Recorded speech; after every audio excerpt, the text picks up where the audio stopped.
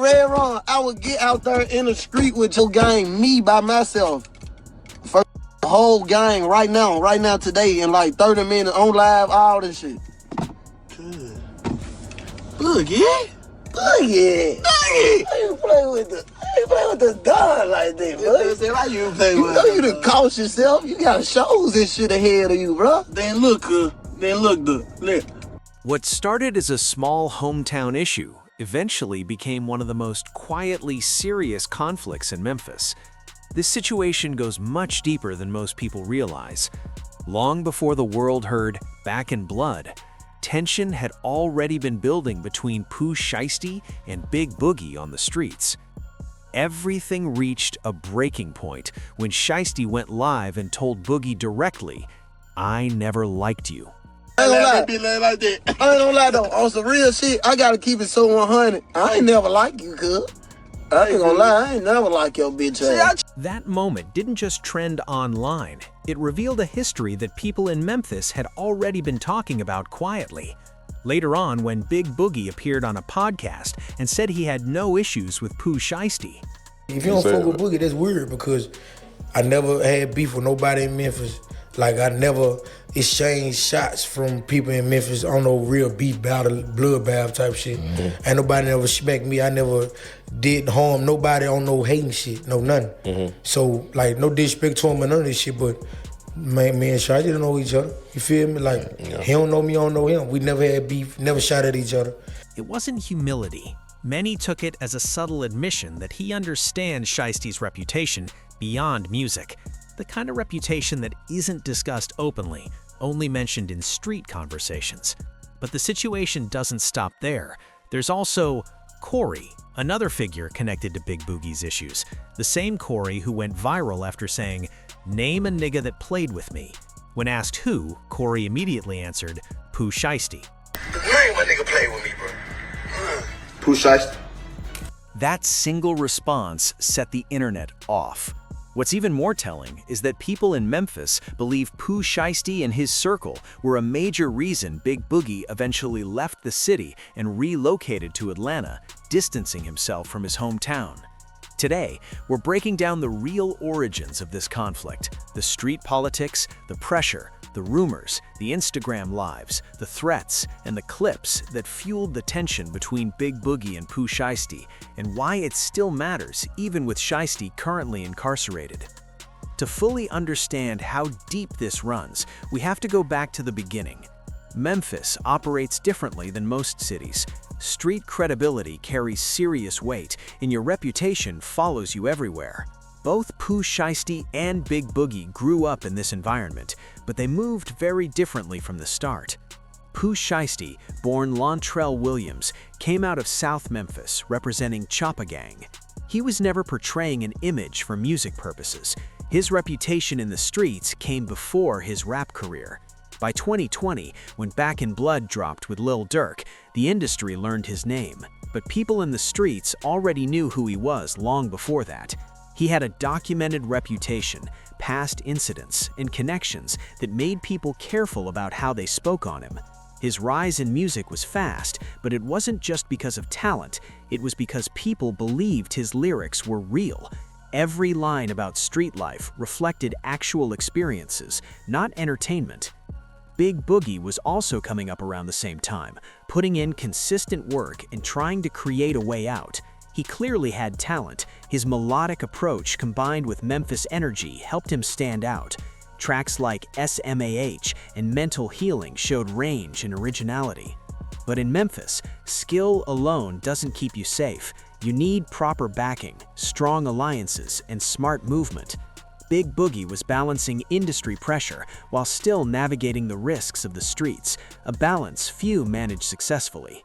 At first, the two weren't enemies. They were simply artists from the same city working toward success. There may have even been mutual respect early on, at least publicly. But Memphis is small when it comes to rap, and over time, paths cross, misunderstandings grow, and small issues can escalate quickly. This conflict didn't start with diss records or chart competition. It became personal.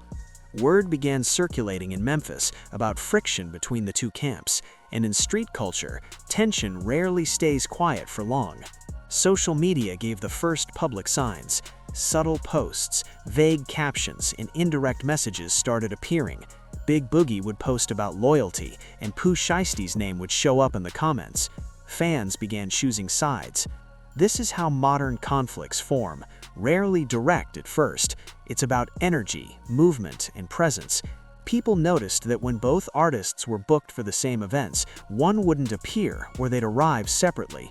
Conversations spread, blogs picked it up, and the tension became impossible to ignore. Neither addressed it directly, but everyone could sense something was building. Everything escalated when Pooh Shiesty went live on Instagram. This wasn't a casual interaction with fans. His tone was controlled but serious. He openly stated, "I never liked Big Boogie Gang. Never. That fake love, I was never on that with him." I ain't gonna lie though, on some real shit, I gotta keep it so 100. I ain't never like you, cuz. I ain't gonna lie, I ain't never like your bitch ass. See, I try to give you a pass with Shiesty, cuz. Whopping 30 trying to give your bitch ass a pass. I never liked you, cuz. You know I ain't like you. In the street, like, we ain't gonna talk about that on here, though. We ain't gonna talk about none in the streets on Nuska here. said add him. 30 said add him. The clip spread instantly across social platforms.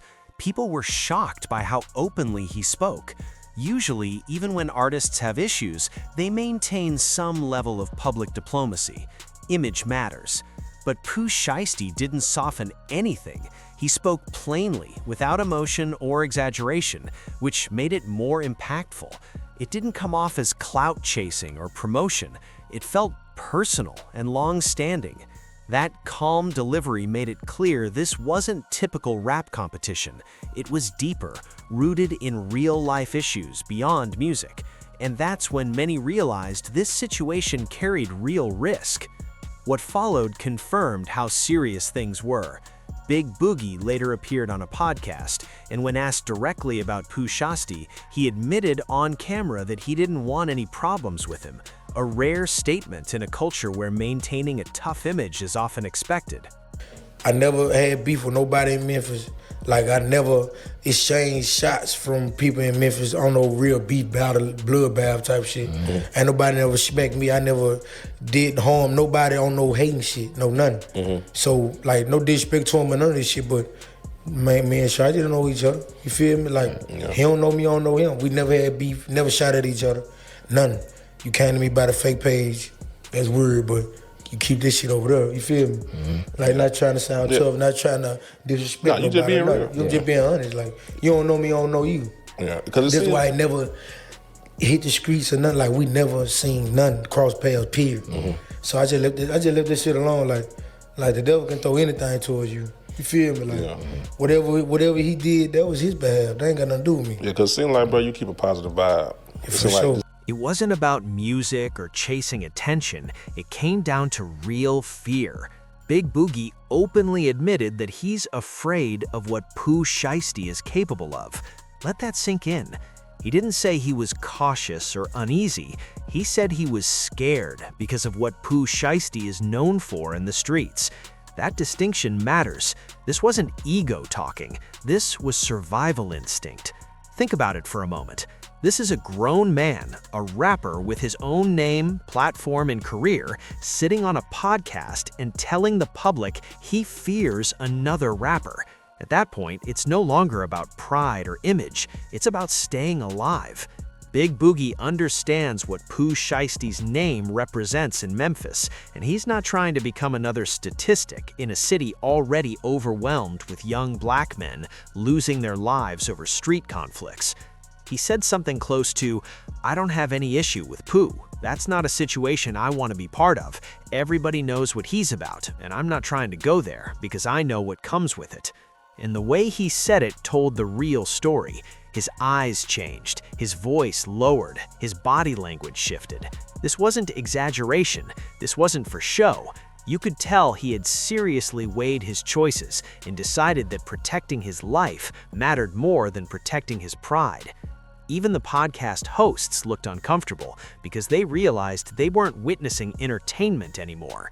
They were watching a man be genuinely honest about his fear for his own safety. a positive vibe. For sure. It's like you ain't going for bad. It can go there, but you ain't going for like bad. I ain't gonna lie, it can for sure go there. Yeah. You feel me? But you mostly trying to stay positive. Yeah, but why would I take it there? If I'm getting money, you getting money. Facts. Right. You see what I'm saying? Facts. Like if I'm getting money, you getting money. We can do something else with the money tip or the successful tip. Right. But on some beef and shit, on some real deal. Right. Nah, bro, you don't even know me. You feel me? I don't know you, so I'm not finna say nothing bad about him. None on nothing. It is what it is.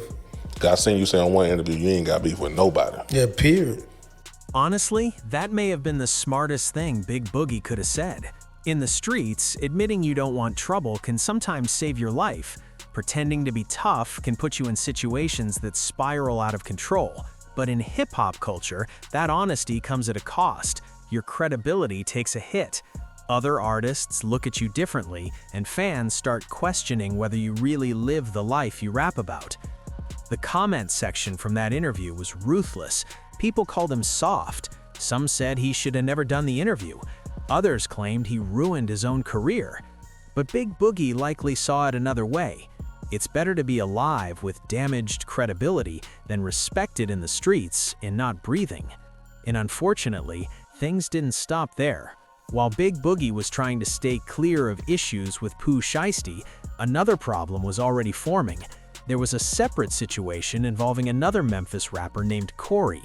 This added another layer to the story because it showed Big Boogie was dealing with multiple conflicts at the same time, arguably the worst position for any artist navigating Memphis street politics.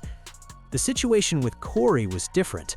This wasn't street-level fear. It looked more like standard rap rivalry, subtle disses, social media tension, competitive energy. Corey felt Big Boogie was receiving more attention and opportunities, while Big Boogie believed Corey was resentful of his rise.